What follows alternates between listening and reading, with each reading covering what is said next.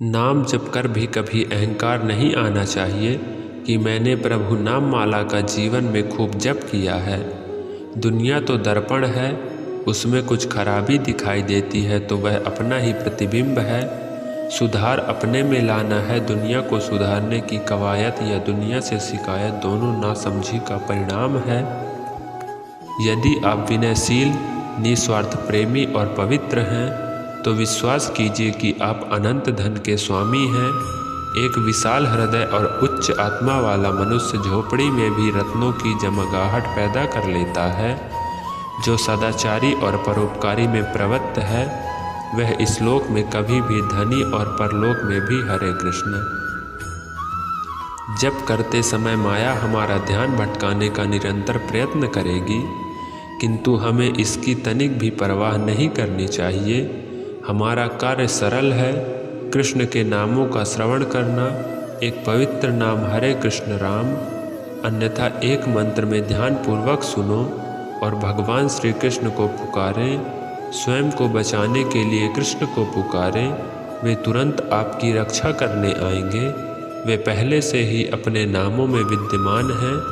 मन में काम वासना को कसकर पकड़ रखा है, किंतु प्रकाश के समझ अंधकार नहीं टिक सकता।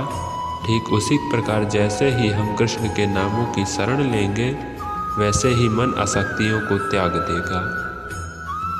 पैदा हुआ इंसान तब जितना वजन था, मृत्यु के उपरांत राख की ढेर बन जाता है। जब भी उतना ही वजन रहता है।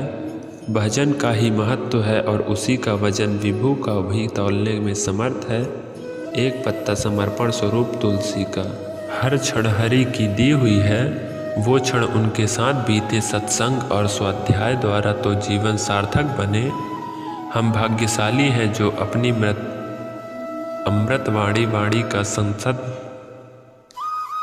सत्संग में अपने जीवन की क्षणों को मूल्यवान कर सकते हैं। हमें अपने सानिध्य में भक्ति प्राप्त हो, यही ही श्री गुरु की कृपा बनी रही।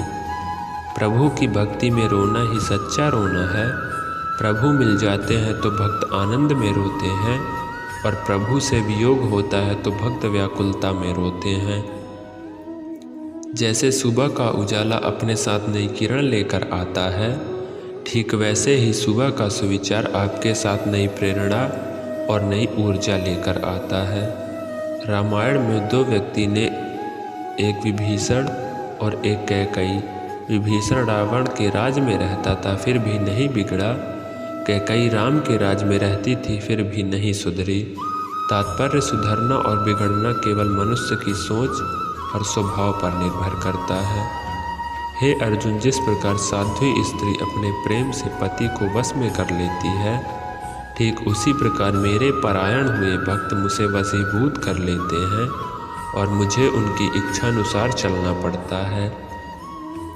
अनेक जन्मों के अर्जित पुण्यों से ही हम श्री कृष्ण की तरफ जा पाते हैं, नहीं तो लोग पूरे जीवन संसार में ही उलझे रहते हैं और अपना माना जन्म स्वार्थ में व्यर्थ कर लेते हैं। जरा ध्यान से दर्शन करना प्रभु कमल नयन के नज़रों से। अपना नज़र मिला कर देखना कितने सुंदर प्रभु के कमल से नयन है। दुनिया में कोई बात सबसे ज़रूरी है तो वो है मुरलीधर का दास बन जाना, नहीं तो कुछ फ़ायदा नहीं। मेहनत करके कितना कुछ अर्जित कर लो, इस धरा पर सब धरा ही रह जाएगा। मृत्यु एक दिन जबरन उठा ले जाएगी। मेहनत भी करिए तो मुरलीधर के प्रभु के सेवा के लिए, अपना इंद्रिय प्राप्ति के लिए नहीं। यहाँ सब कुछ कृष्ण का है, वो मालिक, हम उनके सेवक हैं। नैना अपने नौका के आकार, जो जन जन में बस हो गए वही भव से पार। लोग अपने अपमान के बारे में तो हमेशा बात करेंगे। सम्मानित व्यक्ति के लिए अपमान मृत्यु से भी बढ़कर है। उससे मत डरो जो वास्तविक नहीं है, ना कभी था और ना कभी होगा। जो वास्तविक है वो हमेशा रहेगा, उसे नष्ट नहीं किया जा सकता। जो व्यक्ति कर्म तो करता है पर वह स्वार्थ के लिए प्रेरित होकर फल की चिंता करता है, ऐसा व्यक्ति दुखी और बेचैन रहता है, क्योंकि उसे सिर्फ इस बात की चिंता रहती है कि फल क्या मिलेगा। जिस प्रकार सूर्य उगते ही अंधकार मिट जाता है, ठीक उसी प्रकार सही ज्ञान की प्राप्ति से अज्ञान का अंत हो जाता है और सभी वस्तुएं अपने वास्तविक रूप में दिखने लगती हैं। यदि आप धर्म करोगे तो आपको ईश्वर से मांगना पड़ेगा, लेकिन यदि आप कर्म करोगे तो ईश्वर को आपको देना पड़ेगा।